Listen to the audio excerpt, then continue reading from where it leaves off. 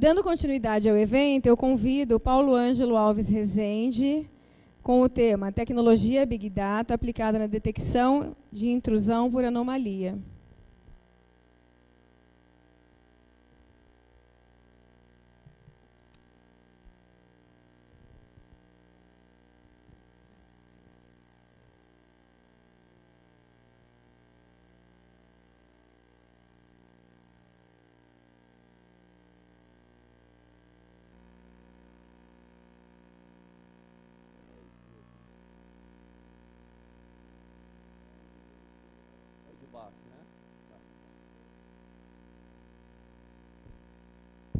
Boa tarde, gente.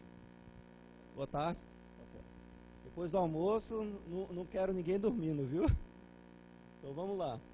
Bom, antes de começar, queria agradecer a Unicamp, a organização do evento, né, que me convidou a estar aqui, e a Unicamp por ter contribuído no desenvolvimento do que eu vou apresentar aqui. Então isso aqui não é um trabalho só meu, é um trabalho que conta com a participação dos técnicos da Unicamp, aqui o Gesiel, a Daniela, né? E os outros técnicos, quais são os nomes? Vanderlei e Edmilson, né? Então assim, vocês vão ver que é um negócio bem interessante e foi viabilizado com o apoio da Unicamp. E quando eu conversei com o pessoal lá atrás, eles falaram, olha, eu não quero nada acadêmico, eu quero uma coisa que funcione. Eu falei, não, é isso mesmo que eu estou procurando, né? Então vamos lá. Aqui um pouco da agenda, eu vou estar falando um breve histórico dos trabalhos até aqui, como a gente chegou com esses trabalhos até aqui. Um pouquinho sobre taxonomia de IDS, né, como que são classificados os IDS aí, eu acho que comparar um pouco a detecção por anomalia e detecção por assinatura, que são os dois grandes branches aí de IDS. Um diagrama funcional do que se espera. O contexto de Big Data, vamos falar um pouquinho sobre isso, eu acho que já foi bem falado a questão de internet das coisas aqui hoje cedo, né? Mas dá uma pincelada, porque essas coisas estão tudo, de certa forma, conectadas, né? Uma arquitetura que a gente utilizou para fazer a solução que vai ser apresentada. Alguns detalhes técnicos aqui que entra uma parte interessante, que tecnicamente, o que é feito, né? Então a gente vai mostrar um pouco, não tudo, mas um pouco do que é feito. E a gente viu que depois que botou para funcionar essa solução, acabou coletando muitos dados, e esses dados poderiam ser utilizados para outras coisas que não fossem apenas detectar intrusão. Poderia dar visibilidade da rede. Então a gente, não era o propósito original, mas por que não, né? Então a gente criou vários dashboards, outras informações de visibilidade que são bem interessantes aí. Vou mostrar algumas telas e falar um pouquinho do futuro dos trabalhos e como que pode usar, contribuir e se envolver nessas coisas aí, para quem interessar, tá certo? Um pouquinho do histórico dos trabalhos. A Unicamp, o pessoal do CSIRT, já tinha alguns scripts que coletavam esses flows dos roteadores e já fazia algum tratamento de detecção de intrusão. Eu não sei ao certo quando que isso começou, mas tem bastante tempo, né? E em 2014 eu tive uma ideia de trabalhar com IDS usando métodos estatísticos. Só para falar, eu sou matemático, tenho formação, doutorado em matemática e sempre trabalhei com tecnologia da informação e segurança da informação. Então eu quis unir os dois mundos e eu fiz isso. Escolhi essa área, que é detecção por intrusão, detecção de intrusão por anomalia, que usa muitos métodos estatísticos, e aí eu conseguiria juntar as duas formações que eu tenho, né? E aí, em 2015, eu já tinha uma arquitetura definida usando tecnologia Big Data. Depois eu descobri o trabalho que foi feito pela equipe da Unicamp, entrei em contato, e foi aí que as coisas deram certo. Porque a gente já tinha uma maturidade no aprendizado, na prática, na questão dos scripts, e, por outro lado, eu já tinha uma arquitetura bem definida. Então, foi juntar as coisas. É lógico que não foi simplesmente reescrever, teve um aprendizado aí no meio, mas foi por aí, né? O negócio deu certo e rapidamente a gente já lançou uma versão que está estável, está funcionando aqui já tem alguns meses, e o pessoal da equipe de tratamento de incidentes da Unicamp usa isso com êxito, né? E hoje, exatamente hoje, é oficialmente o primeiro encontro da comunidade aí do projeto, e eu fiz questão de coincidir com a data da minha vinda aqui, né, até para ser prestigiado e prestigiar o evento, tá? Tá, os IDS, como todo ser humano gosta de entender as coisas e classificar, né? Então tá, IDS, vamos separar os tipos. E aqui tem uma taxonomia. Esse autor que definiu ela, na verdade não foi ele baseou em várias outras publicações e artigos, né? E chegou a isso, é um entendimento mais ou menos pacífico na comunidade. Então você tem aqui misuse detection, que seria os, digamos, também IDS por assinatura. Dentro desse por assinatura você tem o pattern matching. Para simplificar aqui a linguagem, gente, pattern matching é você basicamente procurar string.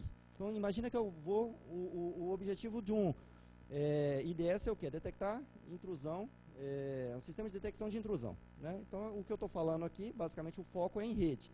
Então seria NIDS, não é isso? Network IDS. Então vamos ver, dentro dessa classe você tem o Snort, você tem o Suricata, que é os grandes conhecidos aí, para contextualizar vocês, né, do mundo livre, mas cada empresa de segurança tem um IDS para dizer que é seu, né? Você tem a McAfee, tem o deles, tem a Cisco, cada uma tem o seu. Então é nesse escopo aí. Então assim, o mais exitoso, o que mais tem hoje comercialmente, são os IDS basicamente por assinatura. Então passou um pacote, eu abro esse pacote e vejo se está escrito vírus. Se tiver escrito, eu bloqueio aquela conexão, certo? E aí o cara muda, né? Ele muda essa string e aí você cria um problema, você vai ter que criar uma outra assinatura para cada string nova. E é por isso que a guerra você não consegue vencer. Então, basicamente, esses aqui são os por assinatura. Então, você também tem, baseado em regras, que também você tem que ter um conhecimento prévio do que você está fazendo, baseado em estados. A especificação, você basicamente é orientada a thresholds, coloca alguns limites, e aí se esses limites passarem, você acusa, gera um alerta. E tem aqui a área de anomalia, né? Detecção por anomalia. Essa aqui é a área mais desafiadora, porque ali você tem que entender um comportamento da rede. Vamos conversar um pouco utopicamente. Então eu tenho um determinado comportamento da rede, vejo que está tudo normalzinho, ótimo, aprendi. Agora se tiver alguma coisa diferente disso, eu posso gerar um alerta e dizer que é uma atividade maliciosa. Ou você pode também, pega o comportamento da rede inteira e você parte do princípio que uma porcentagem pequena seja ataques. Então, aí você tem que usar como princípio, porque você não é aceitável você ter mais de 10% de ataque na sua rede hoje. Pode ser que ocorra, né? Mas suponha que seja menos de 5%. Então, aí o trabalho é você pegar uma massa de dados e achar outliers aí. Você pegar aquelas coisas mais diferentes do meio. Essas coisas, tem muita coisa que dá certo, tem muita coisa que dá errado aí dentro, e é esse os desafios, tá? Então aí dentro disso você usa muito técnicas de machine learning, aí entra os métodos supervisionados e não supervisionados, clusterização, SVM, para quem conhece, tá certo? Então é nesse escopo aí. A rigor é difícil você ter um IDS que seja 100% uma dessas coisas. Eles geralmente são híbridos, tá? Todos eles, inclusive o Snort. Por exemplo, ele tem algumas regras de especificação, tem algumas coisas de análise comportamental. Então, o que a gente chama aqui, por exemplo, quando a gente fala que um é de assinatura, ele está maior ênfase a assinaturas, certo? Vamos lá. Aqui, vamos falar um pouco sobre isso. Detecção por assinatura, que é basicamente você passar um pacote, você vê a informação e você previamente conhecer aquela informação. E baseado em anomalia, você basicamente, para grosso modo, é você conhecer o comportamento e ver qual é o comportamento diferente do que você tem como padrão de aprendido, né? Então você tem algumas vantagens e desvantagens. Nenhum dos dois resolve, nenhum dos dois é uma bala de prata. Baseado em assinaturas, você tem menos falsos positivos, mas geralmente tem muitos falsos negativos, né? Então muita gente que você não pega. E baseado em anomalia, você pode lidar inclusive com tráfego criptografado, né? Então vamos fazer um exercício aqui. Quem já mexeu com IDS, IPS, Firewall, sabe o que? Parte de networking aí. Levanta a mão. 3, 4, 6. Tá. Então vamos lá. A questão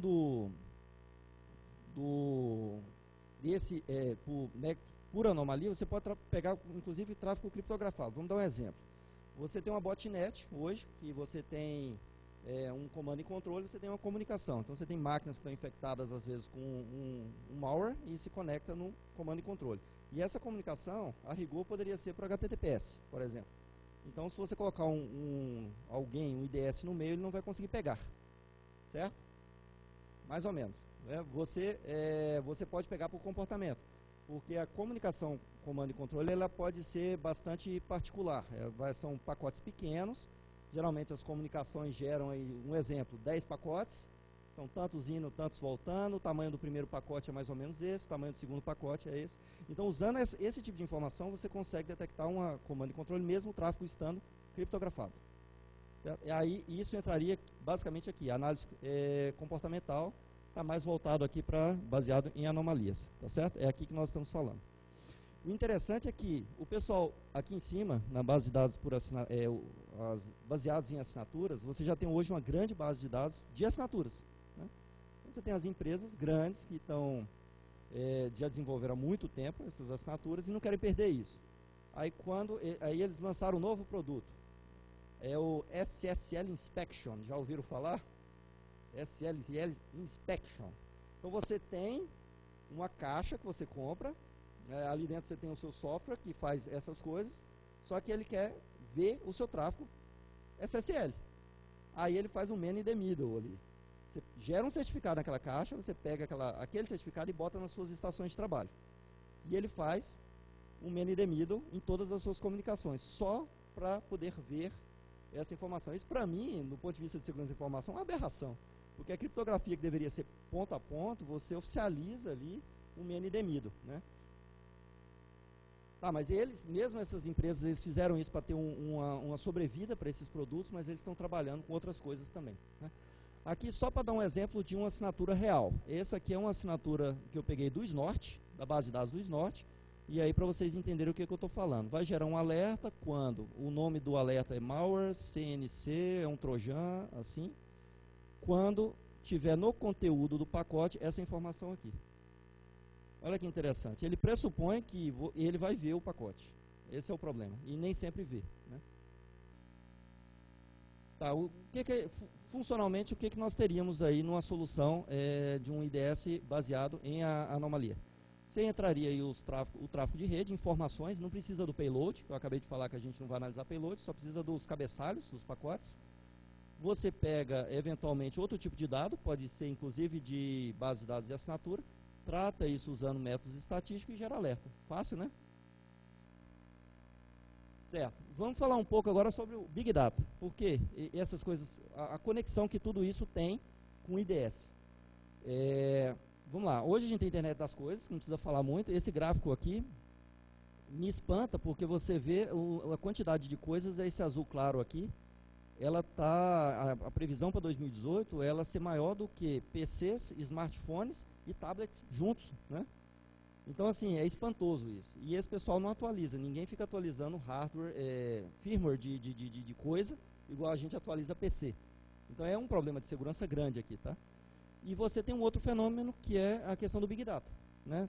Um grande volume de dados que a gente está gerando, e isso gera problemas, mas gera soluções também, porque como gera grandes volumes de dados para você tratar, apareceram aí tecnologias para tratar esse grande volume de dados. Então, por que a gente não usa essas tecnologias, essas técnicas que já existem e usa a nosso favor? Então, a ideia seria essa, você pegar essas tecnologias e utilizar na detecção de intrusão. Né? Pronto, chegamos nessa arquitetura. Né? Esse desenho fácil de entender, eu vou explicar ele rápido, vai ficar facinho. Né? Aqui você tem a sua rede, onde você tem os seus roteadores aqui. Então você coleta informações, né, o tráfego que passa nesses roteadores, você pode configurar, tem um protocolo S-Flow, tem NetFlow, basicamente esses protocolos você pode configurar nos seus equipamentos, nos seus roteadores, e eles pegam uma informação sobre o tráfego e manda para um coletor. Certo? Eu estou falando de uma maneira mais simples, para que todos possam entender. Então ele pega basicamente o porta de origem, porta de destino, IP de origem, IP de destino, tamanho do pacote, basicamente essas informações, são informações bem simples, e manda para um coletor. Você não precisa pegar todo o seu tráfego, então se você às vezes tem um backbone que gera muito tráfego, você pode pegar uma amostra do seu pacote.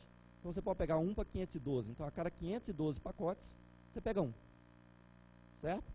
Ali, essa informação vai falar, poxa, mas a cada 512 pacotes você pega um, você vai conseguir detectar alguma coisa nisso, né? E detecta. Vamos ver? Então a gente pega essas informações aqui, hoje a gente está no laboratório que a gente que está funcionando hoje na Unicamp é 1:512 na maior parte do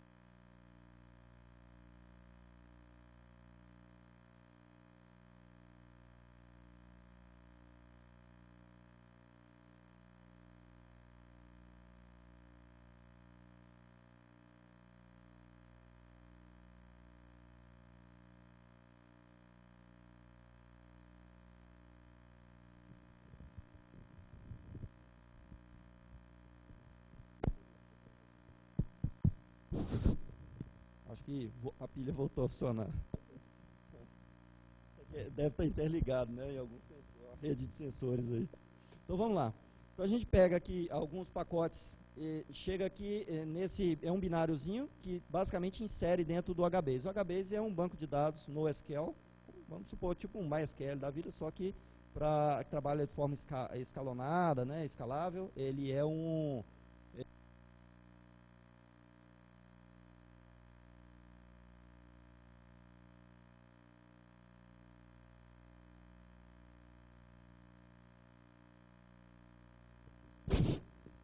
eu vou alternando entre eles aqui, até chegar outro. Então vamos lá. O HBase basicamente é o que eu estou chamando aqui, o Hadoop de tecnologias Big Data, certo? Que trabalha escalável, basicamente você vai aumentando o número de máquinas, né? Então essas informações chegam aqui. Então você chega aqui, um monte de informação, tá, o que a gente vai fazer em cima disso? Aplica técnicas de Machine Learning aqui, que é onde o código que a gente, está todo a inteligência do negócio. Isso roda no Apache Spark, que é o que atualmente a gente está utilizando. Basicamente é uma biblioteca que implementa vários métodos desses estatísticos aí de aprendizagem de máquina usando MapReduce, certo? Para você poder ser paralelizável. Isso roda no cluster e são salvos aqui. Tem uma tabela para eventos.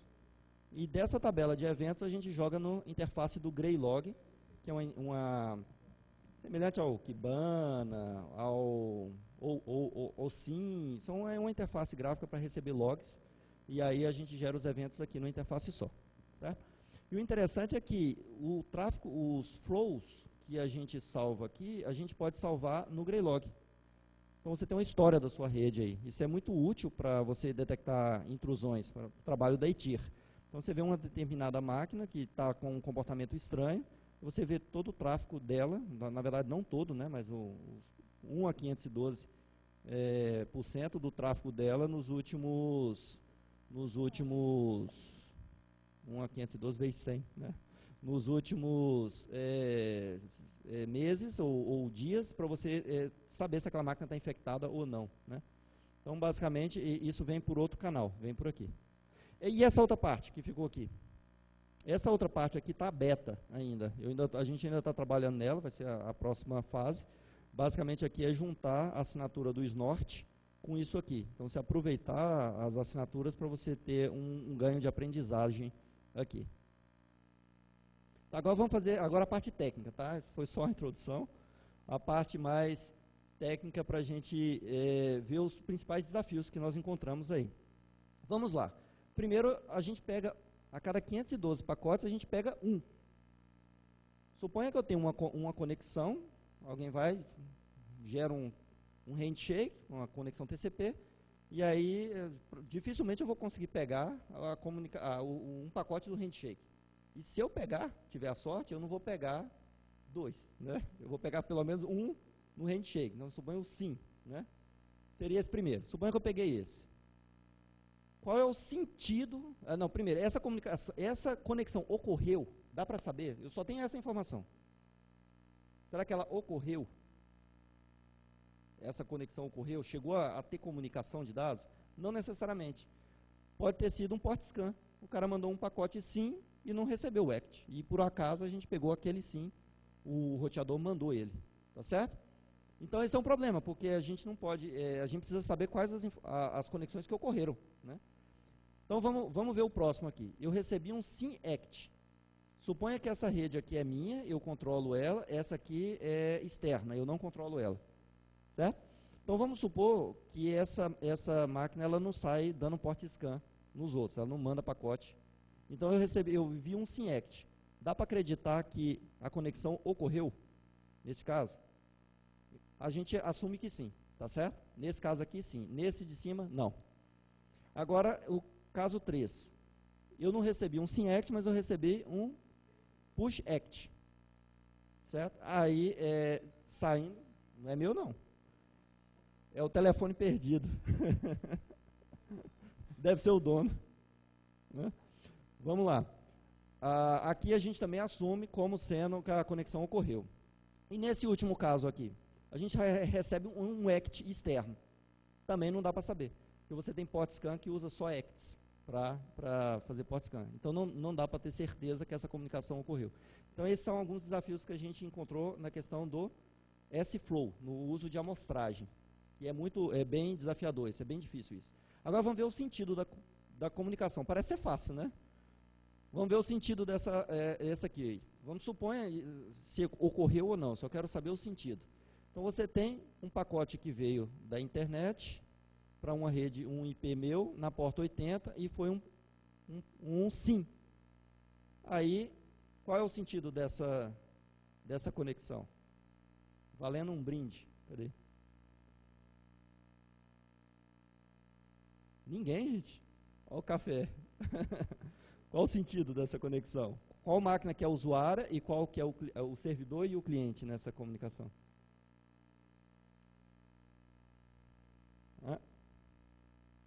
O cliente é essa ou essa? Essa? Da direita, ótimo. Essa aqui é o cliente. Então vamos ver se eles estão bons mesmo. E nessa de cá, quem é que é o cliente? Direita? Tá bom. Essa de cá, quem que é o cliente? O cliente é o esquerdo? Começou a ficar difícil, né? A gente pode supor aqui que está a porta 80, né? Geralmente até a 1024 é serviço. Então vamos supor que esse aqui é um servidor que está respondendo, mandou um pacote respondendo à requisição de um cliente que está na internet. Então o cliente seria esse, e esse seria o servidor. Agora, e esse? Esse aqui eu não sei dizer. Né? Você tem um ACT de um lado para o outro, um pacote do tipo ACT, TCP ACT, indo de uma porta que você não sabe qual é, uma porta alta, para uma porta alta, não traz informação de sentido nenhum. Você não sabe quem está conectando em quem aí, quem é o servidor, quem é o cliente.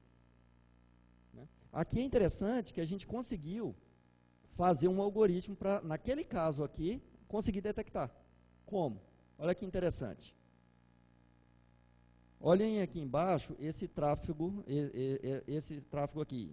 Agora você viu vários pacotes ACTs, tanto de um lado para um lado, do outro para o outro, mas já dá para saber quem é o servidor e quem é o cliente aqui.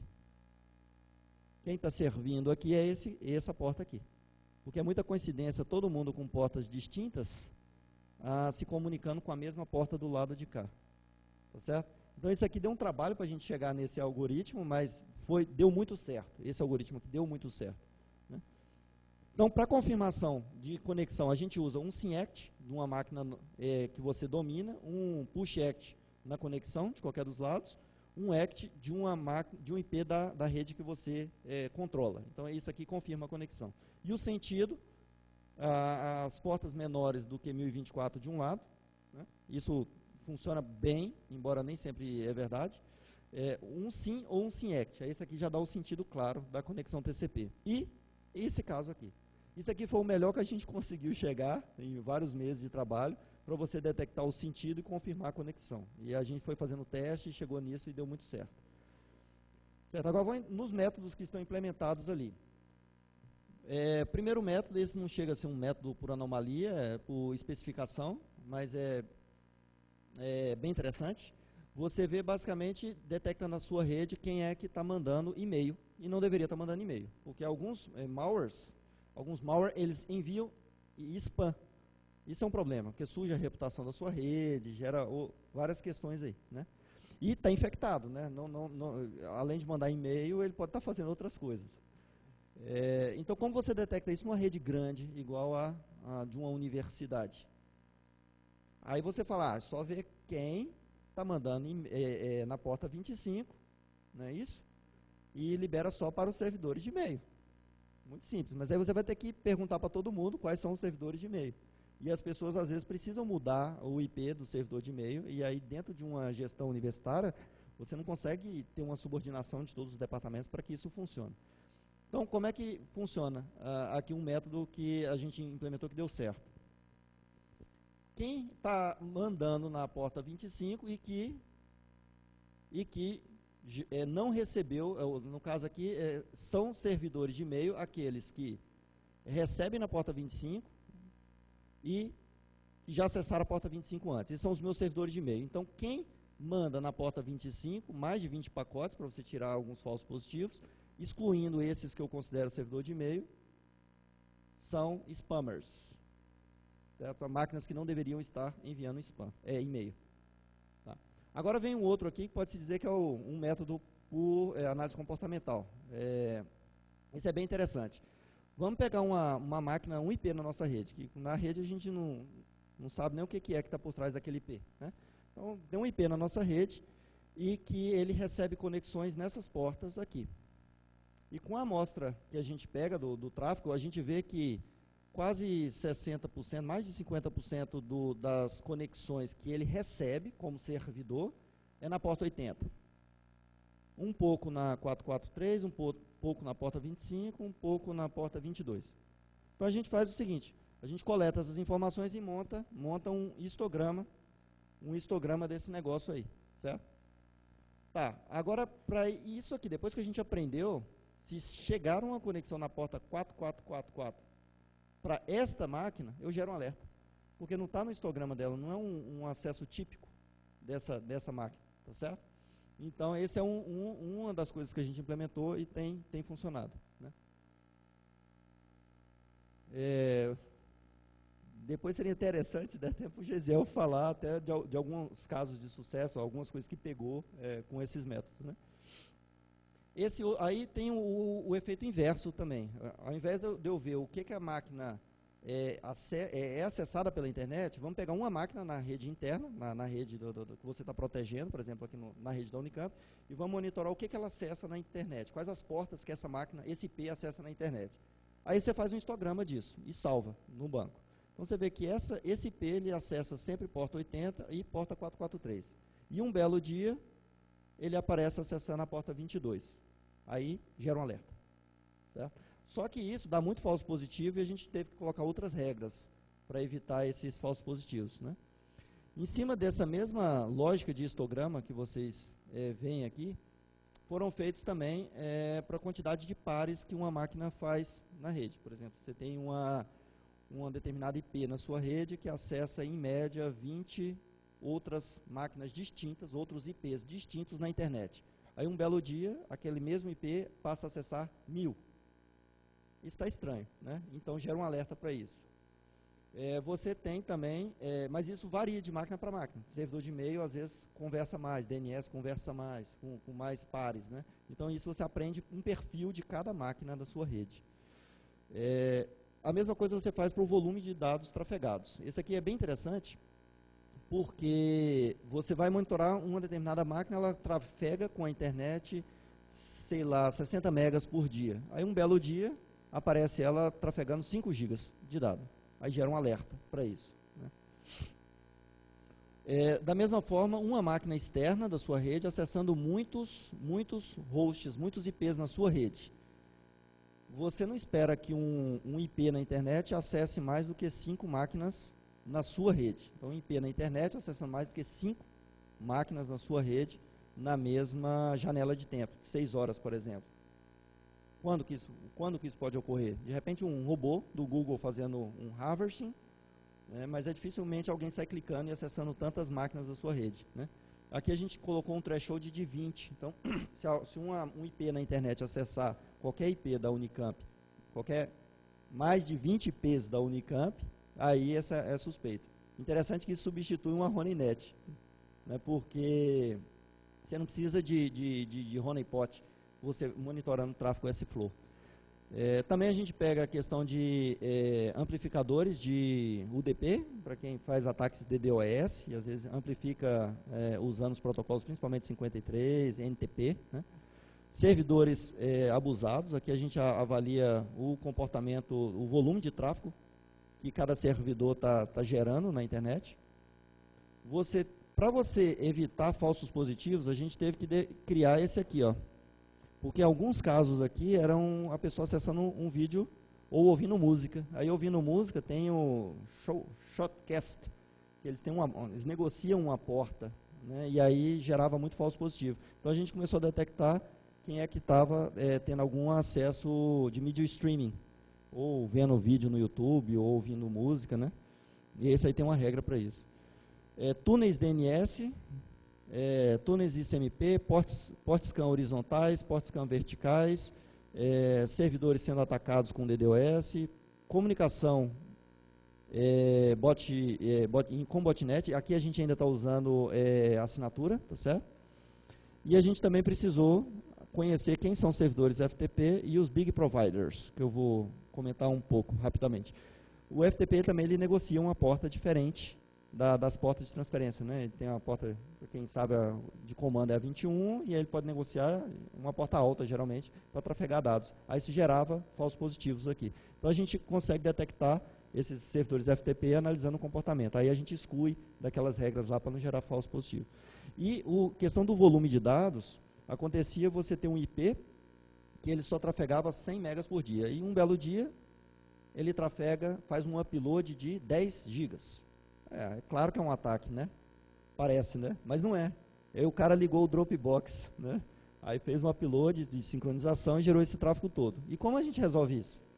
A gente começou a mapear quem são os big providers, quem são os grandes IPs da internet que provêm grandes volumes de dados. E a gente conseguiu categorizar todos eles, ou as classes Cs deles, e salva isso no banco de dados. E isso você aprende. Todo dia você aprende.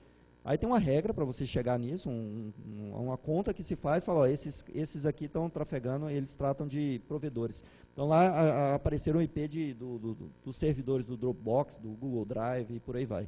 Aí você excluindo os big providers, quem fica, aí fica suspeito, tá certo? Tá, esse aqui é o interessante.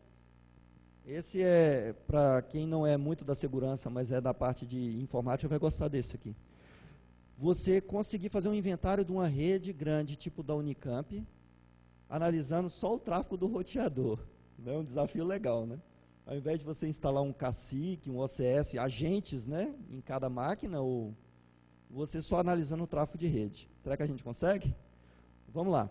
Primeiro eu quero saber os servidores da minha rede. Eu quero saber quantos servidores web nós temos hoje na Unicamp. Como é que a gente faz, né? Então a gente já tem o tráfego. Nós já temos os histogramas dos acessos dos servidores. Suponha que esse aqui seja o servidor A, esse aqui é o servidor B. Esse servidor A é um servidor de quê? De e-mail, não é isso? Ele recebe muitas conexões na porta 25, um pouco na porta 22 e nada nas outras portas. E esse servidor B é um servidor de web. Muito bem. Ele recebe muitas conexões na porta 80, né, e poucas conexões nas outras portas. Legal. Agora, o que eu faço? Eu pego todos esses histogramas que a gente tem, de todos os IPs de servidores da nossa rede, e vamos comparar eles, vamos agrupá-los. A gente vai fazer grupinhos, vários grupinhos. Como? Assim, usando K-means clustering, que é uma das técnicas de agrupamento que tem em aprendizagem de máquina. Tem mais de uma, né? Mas essa é uma das que está implementada, e a gente usa ela, já é o suficiente. Aqui é o grupinho dos servidores que recebe mais de uns 80% na porta 25 e pouco na porta 80. Esse aqui é o grupinho dos servidores que recebe uns 80% de conexões na porta 80 e uns 20% na porta 25, tá certo? Aqui eu estou comparando só duas portas. E aí eu já agrupei. Esses são os servidores de e-mail, esses são os servidores de web, né? E aqui eu pego o centroide deles, que é a média desses aqui. Aqui eu fiz em duas variáveis, duas portas, mas a gente faz para quase 1000 portas, acho umas 200, 500 portas. Então aí você faz isso em várias dimensões, que não daria para a gente ver aqui, né? Mas aí a gente faz esse agrupamento em várias dimensões e chega nisso aqui.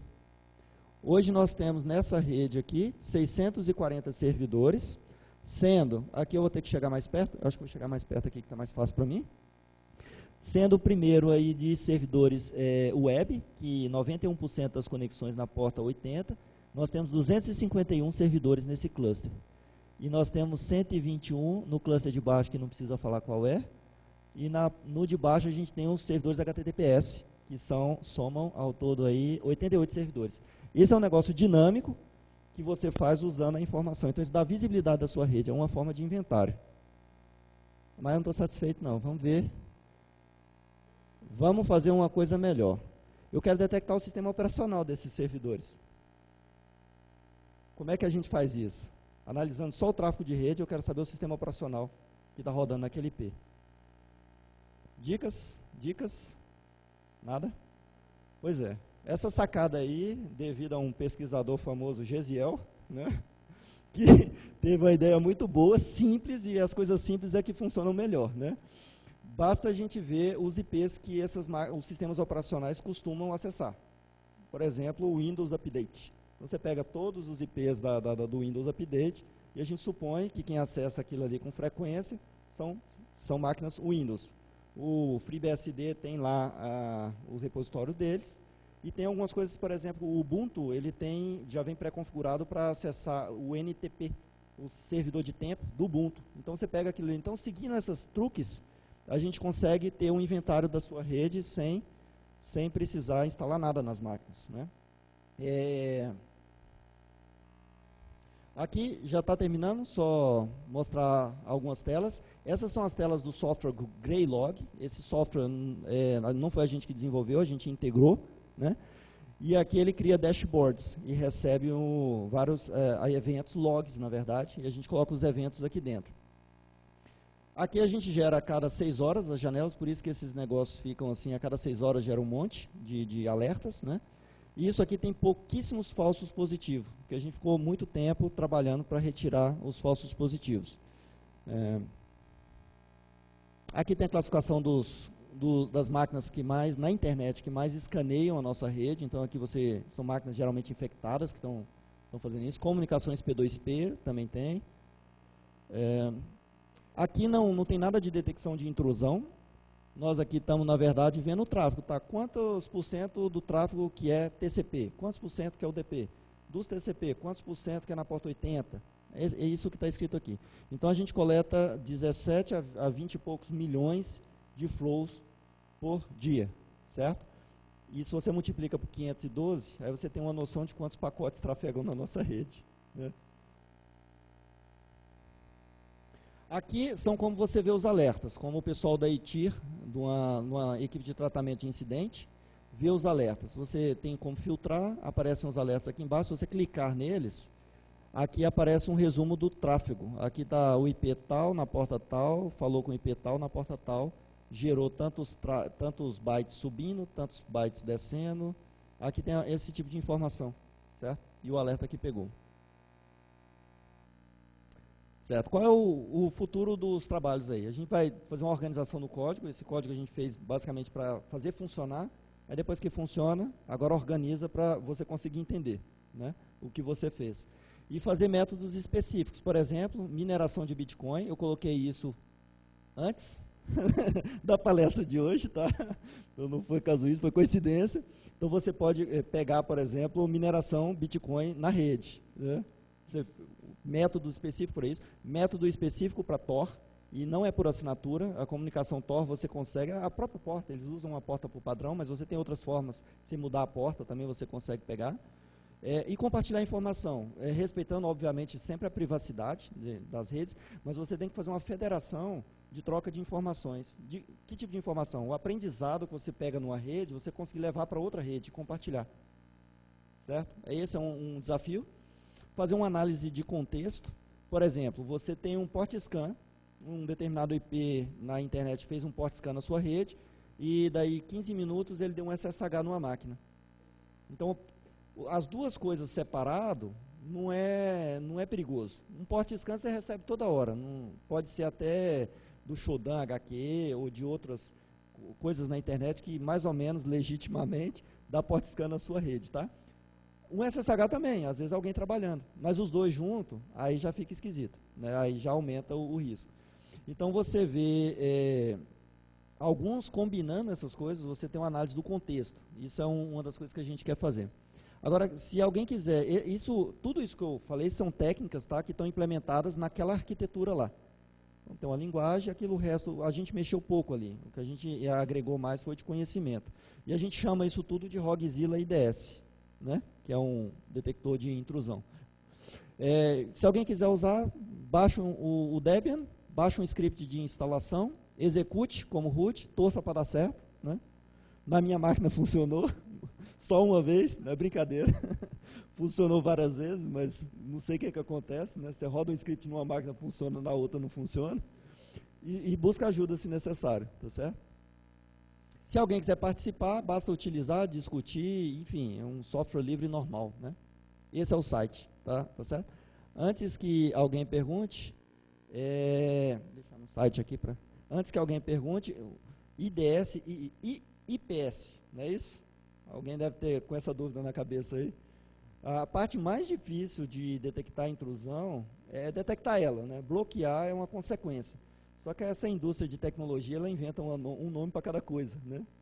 Então, na verdade, a parte de detecção, o que a gente faz é só detecção mesmo, não é ativo, ele não chega a bloquear nada, poderia fazer, automatizar essa parte, né? Mas assim, não é desafiador essa parte, o desafio está na parte de detecção, o bloqueio é consequência, né? Alguma dúvida? Não? Zero?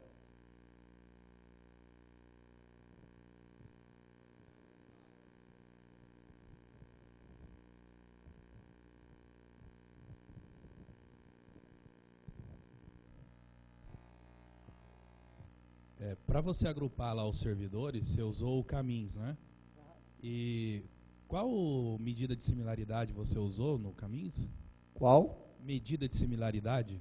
A gente usou a medida euclidiana mesmo, certo? Distância euclidiana? A gente usou, que eu lembro, a euclidiana mesmo. A gente gera uns vetores, a dificuldade está em você gerar o vetor. Porque algumas máquinas, elas você não vai pegar todas as portas, 65 mil e poucas portas, e gerar um vetorzão desse, né? Então aí a dificuldade é gerar esse vetor. Aí depois a gente clusteriza usando, a gente faz 10 clusters e usando a medida euclidiana. E como foi trabalhar com essas variáveis multidimensionais? Você falou que trabalha com várias portas aí, né? Uhum. Então você disse que usa... Você mexeu com vetores? Vetores. Né? Para matemática é fácil, né? Deu até umas piadas em cima disso, né? Para matemática é fácil, né? Então, assim, a quantidade de variáveis ali pouco importa, na lógica computacional, né? Que foi adotada. Agora, é lógico, no processamento interfere bastante, né? Mas hoje um servidor, não é um servidor pequeno, é um servidor parrudo, mas para tratar todos esses dados, e a gente não se preocupou muito com otimização que poderia, né, ser feito, né? Obrigado. Mais dúvidas?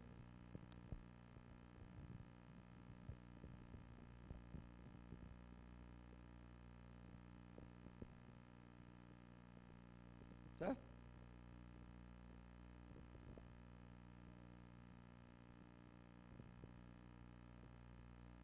Então, obrigado, gente.